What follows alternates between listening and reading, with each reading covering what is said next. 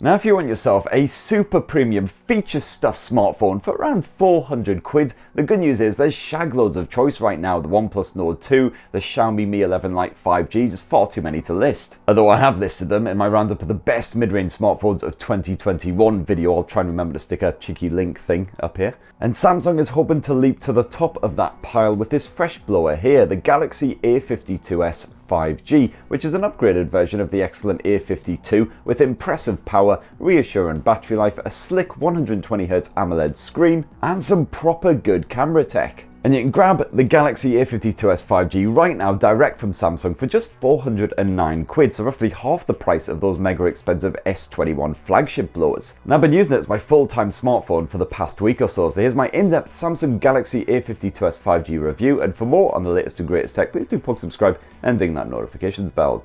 Cheers! Now, one of the things I appreciate about the Samsung Galaxy A52s 5G is the simple design, which can be snaffled in a small selection of very different colours, my personal favourite being this here awesome mint model. Awesome is possibly a tad strong. I wouldn't say I ever gazed upon that rear end and dropped my knees mouth agape in sheer awe, but it is rather lovely. Of course, it is a plastic back, and so it is therefore susceptible to scratching, but thankfully it's still in good nick 1 week on, despite being shoved in pockets with other phones and being generally abused. And while you don't have a pre-installed screen protector for added durability, that Gorilla Glass 5 coating on the display seems to be doing its job. My knackered old peepers can't detect a single, even tiny scratch on that panel at all. And the Galaxy A52s 5G is even IP67 water and dust resistant, so you can give it a proper dunking in water, drop it in the sink or whatever, no worries whatsoever. And that's a feature that's really rare to find at this mid-range price point, outside of the disappointing Sony Xperia 10 Mark III. And Samsung doesn't skimp when it comes to the software on its cheaper handsets either.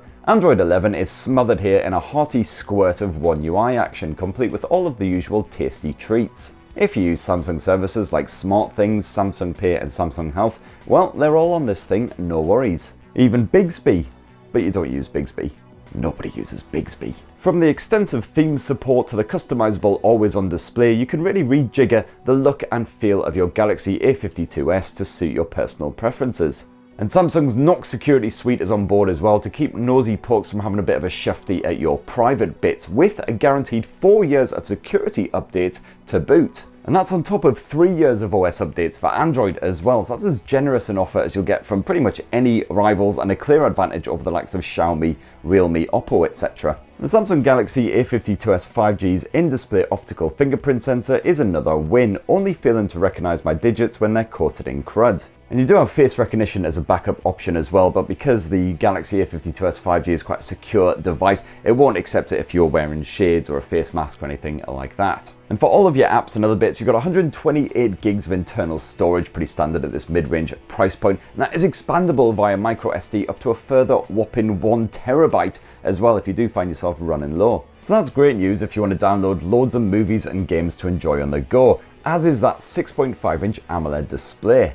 You may not have any HDR streaming support here, but that OLED text serves up crisp contrast with deep blacks, while the Full HD Plus resolution means finer details aren't lost. And like more premium Sammy phones, the A52s 5G can really pump out vivid visuals. The display tops off at 120Hz refresh rate, so that's great for all of your supported apps, and even flipping around on your desktops is smoother than a freshly shorn scrotum. And yes, it did take me several attempts to correctly say freshly shorn scrotum. It's surprisingly difficult. And as this week actually decided to be sunny for a change, or at least the first bit of it did, I had plenty of chance to test out the visibility in strong outdoor light, and absolutely no worries there. Could clearly see what I was up to at any point as this thing tops off at 800 nits. You've got stereo speakers, which are absolutely fine for watching some YouTube or whatever. They're clear enough even when you have family members squawking at you in the background. But to really enjoy a proper bit of Dolby Atmos audio, you'll definitely want to plug some decent cans into the A52s 5G via the very nifty headphone jack. Hip hip hooray. And I had no problems with Bluetooth streaming either. You've got some strong codec support here as you'd expect, and even in really busy areas like London Bridge during rush hour, that signal was not interrupted.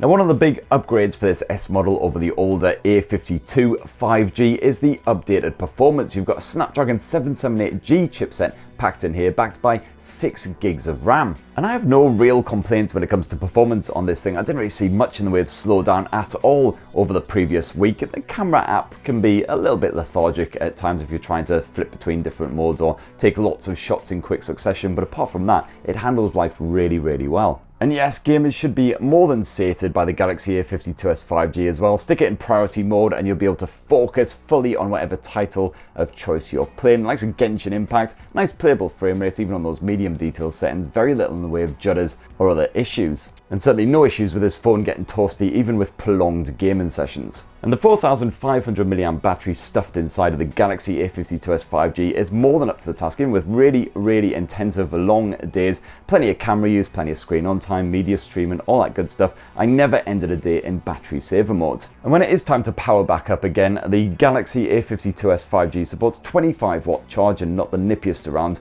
by any means. And while you do get a charger bundled in the box, unlike with those mega expensive S21 flagship smartphones, it doesn't actually support 25-watt charging. Samsung! Now the camera tech appears unchanged here on the A52s 5G versus that older A52 model, once again spearheaded by a 64 megapixel shooter with optical image stabilization. And this proved ideal for everyday family snaps both indoor and out, capturing bright, crisp, detail-packed photos with natural looking colours and contrast. The portrait mode adds a gorgeous bit of bokeh style focus fade when you're snapping fellow human beings, and even when said human beings won't stand still for a bloody millisecond, it's rare for pics to be ruined by blurry limbs and the like, unless you're shooting at night. And even at night, you can grab some respectable snaps even on that auto mode.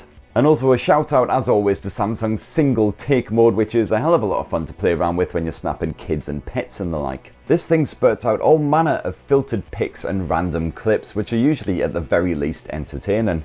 And yes, you also have Samsung's fun mode, and boy howdy, let me tell you, there's nothing my dark hateful soul enjoys more than whatever this shit is.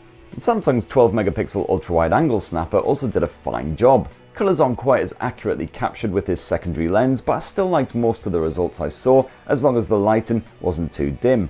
At night time, this lens really struggles with motion and detail levels are low, so just give it a pass. And if you like shooting bugs and other gross things in your back garden, the 5 megapixel macro lens is worth a squint. And that's all the main stuff. The last lens in this quad lens setup here on the back end of the Galaxy A52s 5G is a simple 5 megapixel depth sensor used for those portrait snaps. For your home movies, you can shoot 4K video at 30 frames per second or Full HD at 30 or 60 FPS. And again, I was happy with what I saw, even when I was trying to shoot a complicated dance routine indoors with fairly ambient light. The Samsung A52s 5G does a decent job of capturing audio from all directions while blocking out wind and other unwanted noise. Image stabilization is pretty good too, although at night the results are rather grainy and ugly. And last up, the Galaxy A52s 5G's 32 megapixel selfie snapper is good for bright daylight pics with the option to zoom in on your face and blur the background if you want to dazzle everyone on Insta with that award-winning smile. But the camera is rather pants in low light, churning out grainy, blurry pics, so just don't even bother. And that right there is my final, full, frank review of the Samsung Galaxy A52s 5G. And I've got to say, I'm really impressed. This thing is a brilliant all-rounder. In fact, if you manage to find some way of removing Bixby from it, I'd say it's the perfect mid-range mobile. Seriously, nobody uses Bixby. It's about as much use as a cock on a kettle. So that's what I think, but what do you guys reckon? Are you tempted by the Galaxy A52s 5G, or indeed have you already got one? And what are your thoughts on it so far? Definitely check out that roundup of the best mid-range mobiles of 2021 for alternative ideas if you're not quite swayed. And for more on the latest and greatest tech, please do subscribe and ding that notifications bell and have yourselves a bloody brilliant rest of the week. Cheers everyone, love you!